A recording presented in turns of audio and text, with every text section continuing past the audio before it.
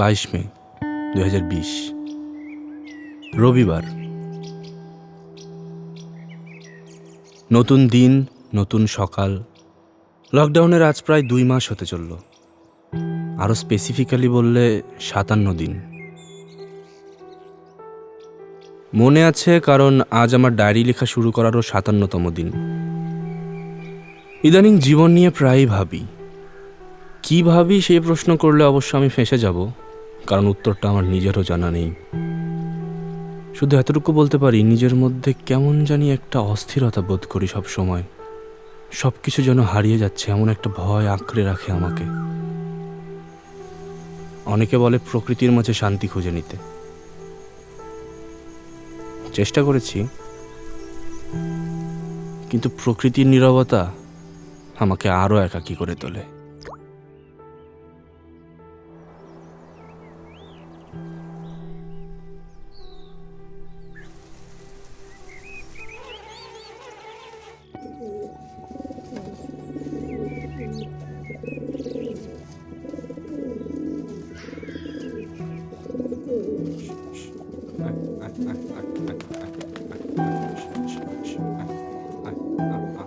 আমার অস্থির এই জীবনে স্বস্তি তখনই আসে যখন আমি আমার কবুতরদের কাছে থাকি। ওদের বাকবকম শব্দ আমাকে আমার অস্তিত্বের কথা মনে করিয়ে দেয়। ওদের ভাষা আমি বুঝি। জাগতিক সব কিছু থেকে দূরে সরিয়ে ওরা আমাকে কাছে টেনে আনে। তাই তো সারাদিন ওদের নিয়েই থাকি।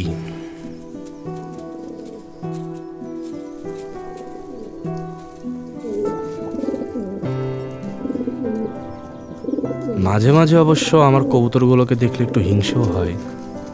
ওরা কত স্বাধীন, কত নির্ভয়। ওদের তো এক প্রকার সারা জীবনটাই লকডাউন। তাহলে ওরা অস্থির হয় না কেন? ওদের মধ্যে এমন কি আছে যা আমার মধ্যে নেই?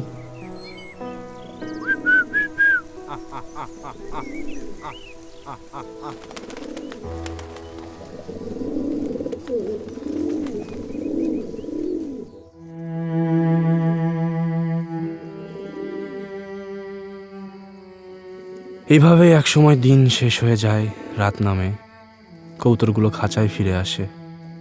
আমারও তাদের থেকে দূরে যাওয়ার পালা আসে। আবার আমার ভয় হয়। অস্থিরতা, অনিশ্চয়তা, এই শব্দগুলো আমাকে আবার আঁকড়ে ধরে।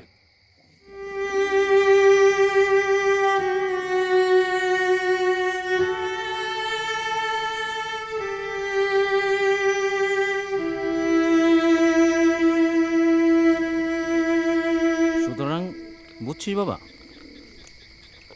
লকডাউন কোনো সমাধান না। যার হবে তার এমনিতেই হবে, আর যার হবে না তার কোনো দিনও হবে না। এভাবে বেঁচে থাকা যায় না। মানুষের তো কাজকর্ম করতে হয়। তোমাকে এখন কেউ কাজ দিবে না। আহা, বাইরে গেলে একটা না একটা কিছু হয়ে যাবে। লকডাউন শুরু হওয়ার পর থেকে প্রত্যেক দিন খাইতে বসে তুমি একই কথা বলো। আমার উত্তরও একই থাকে। আমার উত্তর একই থাকবে, তুমি বাসার বাইরে যাইতে পারবা না। তাহলে তোর সেমিস্টার ফির টাকাটা কোথা থেকে আসবে? তুমি বাইরে গেলে বা সেমিস্টার ফির টাকাটা কিভাবে আসবে? আহা, বুঝতে পারছিস না কেন?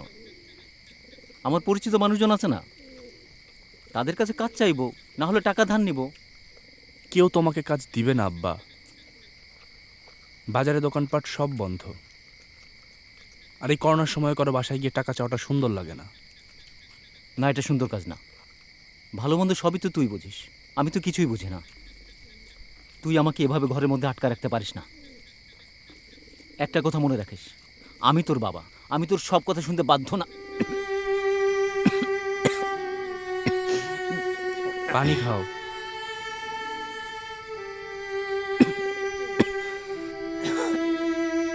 পানি খাও। ঠিক আছে এখন?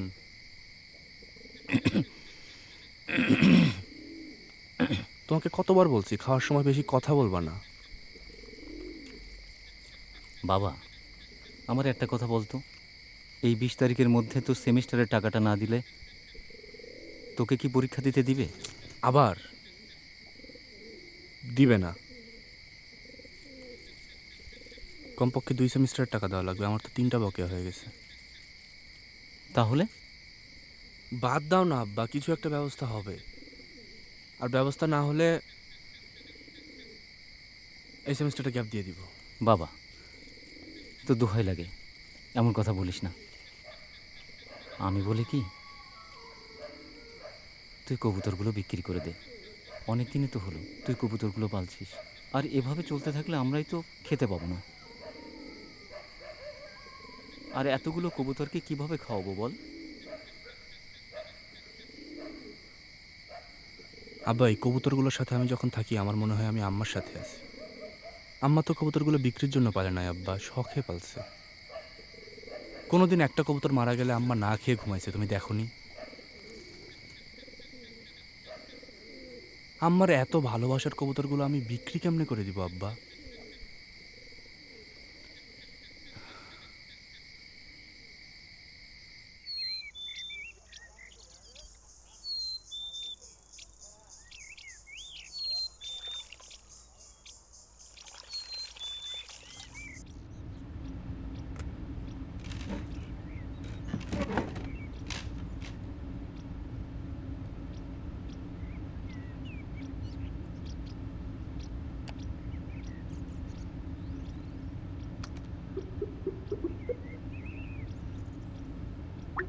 আসসালামু আলাইকুম ম্যাম। ওয়ালাইকুম আসসালাম। ভালো আছেন? জি ma'am. Okay, shall we begin then? Sure ma'am. Interview ভালোই দিছি। শুরুতে একটু নার্ভাস লাগতেছিল, পরে স্বাভাবিক হয়ে গেছে। রফিক সাহেব, আপনার সিভি বোর্ড রিভিউ করেছে এবং আজকের ইন্টারভিউর পর আমি ব্যক্তিগতভাবে মনে করি যে আপনি আমাদের এই ইন্টার্নশিপের জন্য একজন ideal candidate. So congratulation. Thanks ma'am. আপনি নেক্সট ওয়ার্কিং ডে এর মধ্যে কনফার্মেশন ইমেলটা পেয়ে যাবেন। জি ম্যাম। আরে না, ভয় পাচ্ছিলাম না। প্রথমে ভাবতেছিলাম যে কিভাবে কথাটা বলবো, তাতে কি, পরে বলছি না। ম্যাম, আপনি অভদ্রতা মনে না করলে একটা প্রশ্ন জিজ্ঞেস করতে পারি? হ্যাঁ, অবশ্যই। Feel free to ask me any questions. Ma'am, আপনাদের রেমুনারেশন পলিসিটা সম্পর্কে যদি একটু আইডিয়া দিতেন। দেখুন রফিক সাহেব, ইন্টার্নশিপ পিরিয়ডে আমরা কোনো ক্যান্ডিডেটকে স্যালারি বা ইন্টেন্সিভ দিই না, কারণ এই সময় আমরা আপনাকে ফ্রিতে ট্রেনিং দিচ্ছি। ইংরেজিতে একটা প্রবাদ আছে না, you give a man a fish and you feed him for a day, you teach him how to fish and you feed him for life. আমরা ঠিক সেম পলিসিতেই বিশ্বাস করি। আমরা আপনাকে ভালোভাবে কাজ শেখাবো, এরপর আপনি চাইলে আমাদের এখানে একটা লুক্রেটিভ স্যালারিতে জয়েন করতে তো পারবেনই, পাশাপাশি আপনি অন্য যে কোনো কোম্পানিতে জয়েন করতে পারবেন। কোনো স্যালারি দিবে না, কোনো ইন্টেন্সিভও দিবে না, অন্তত ইন্টারনেট খরচটা তো অফার করতে পারতো না। কিন্তু না, কিছু না। কিন্তু ম্যাম, আমি তো আপনাকে আমার ফ্যামিলির ফাইন্যান্সিয়াল কন্ডিশনের কথা বলেছি। আপনাদের কাছ থেকে যদি একটা বেসিক সাপোর্ট। ফাইন্যান্সিয়াল কন্ডিশন এখন কার ভালো বলেন? সবার একই অবস্থা। লকডাউনের কারণে the whole world economy is in turmoil. এইরকম একটা সময়ে আপনাদের তো উল্টো আরো গ্রেটফুল থাকা উচিত। আমরা আপনাকে ফ্রিতে ট্রেনিং করার সুযোগ দিচ্ছি, তাও আবার ঘরে বসে। কয়টা কোম্পানি দিচ্ছে এরকম অপরচুনিটি? আমি এখন কি করি বলতো? এত টাকা কই থেকে ম্যানেজ করব?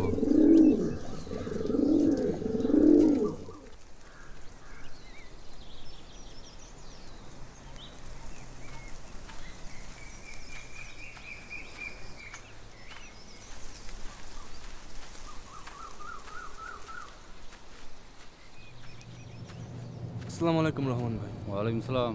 ভালো আছো? আছি ভালোই। বসো। এই মালটা রেডি করো, কার্টুন করে ফেলো তাড়াতাড়ি। আপনার কাছে একটা দরকারে আসছিলাম। বলো। ভাই, আমার একটু টাকা ধার লাগতো, বুঝছেন? আমার ওই সেমিস্টারের ফিগুলো বকেয়া হয়ে গেছে, তো আপনি যদি একটু টাকা ধার দিতেন। আসসালামু আলাইকুম। জি, হ্যাঁ হ্যাঁ, আজকে ছেড়ে দেবো। প্যাকেট হচ্ছে প্যাকেট। আসসালামু আলাইকুম। টাকা টুকা ধার টার দিতে পারবো না ভাই। করোনাতে এর ভিতরে অনেকেরই টাকা টুকা ধার টার দিয়েছি, হিসাবও রাখিনি। আর এখন চাইতেও লজ্জা লাগে। ছোটো ভাই অনলাইন না ফনলাইন থেকে কেমনি কিছু অর্ডার টর্ডার আইনে দেয়, এর ভিতরেই কোনো রকম এখন চলছি। তাইলে আপনার দোকানে আমার একটা কাজ দেন না? তোমার আব্বু একজন ভালো মানুষ, তোমার আম্মুকে আমি খালার চোখে দেখতাম। তোমাকে যদি একটু উপকার করতে পারতাম আমি অনেক খুশি হতাম। এ কাজ কি তুমি পারবা ভাই? তুমি শিক্ষিত মানুষ, এগুলো হইলো লেবার মজুরের কাজ, লোড আনলোড, প্যাকেট করা, মাল খালাস করা। আমি তো পরে- সারা জীবনের জন্য এই কাজ করতেছি না, বাড়িতে বেকার বসে আছি। আর মূল কথা হলো আমার এখন টাকার খুব দরকার, বকেয়াগুলো শোধ করতে চাই, সে যে কাজ করেই হোক। আর লকডাউন খুলে দিলে, স্কুল কলেজ খুললে তো ঢাকায় গিয়ে টিউশন করবই, তখন তখন সব স্বাভাবিক হয়ে যাবে। এই আশা বাদ দাও, আল্লাহর গজব পড়ছে, কবে এগুলো শেষ হয় এর কোনো কুল কিনার খুঁজে পাচ্ছি না। এমনভাবে যদি বলছো ঠিক আছে করো, কাজ করবা, দিন শেষে টাকা নিয়ে যাবা। তাইলে কালকে সকাল থেকে আমি আসি ভাই। ঠিক আছে, আসো।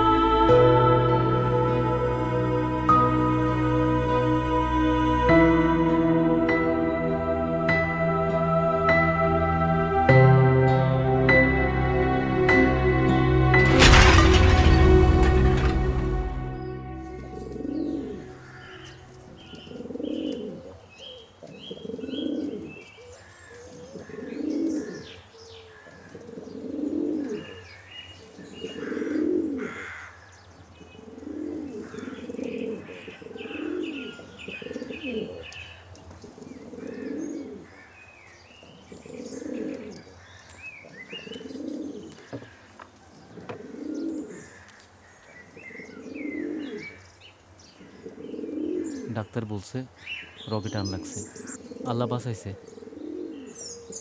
রগটা ছিঁড়ে যায়নি। হেডমাস্টারের ছেলের কথা মনে আছে?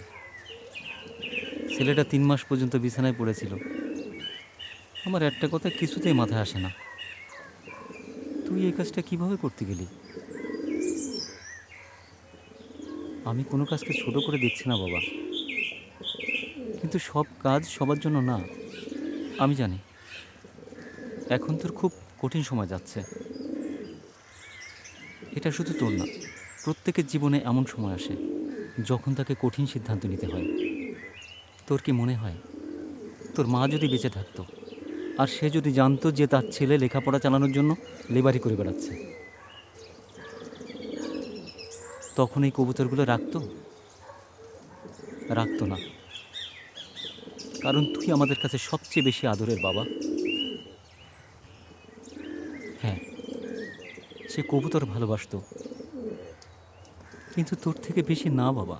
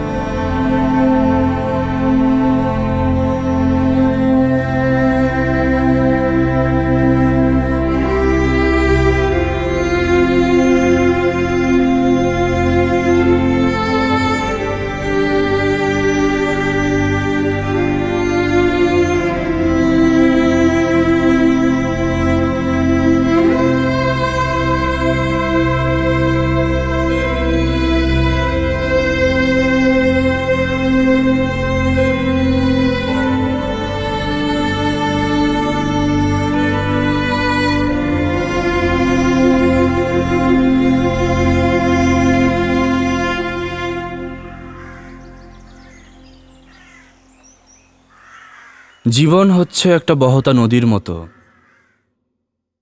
স্কুলে থাকতে বাংলার স্যার একবার কথাটা বলেছিলেন, কিন্তু নদী কি সবকিছু ইচ্ছে করে বয়ে নিয়ে যায়? এই প্রশ্নটা কোনোদিন করা হয়নি স্যারকে,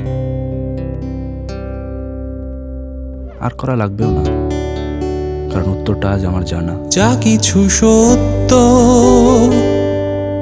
চিরকালই ভাবে, তার দিকে আমি হেঁটে যাই। যা কিছু সত্য চিরকালই ভাবে, তার দিকে আমি হেঁটে যাই। নীল দিগন্তে আজ ফুটেছে জোছনা ফুল, চারিদিকে তারি সুবাস। যা কিছু সত্য চিরকালই ভাবে, তার দিকে আমি হেঁটে যাই।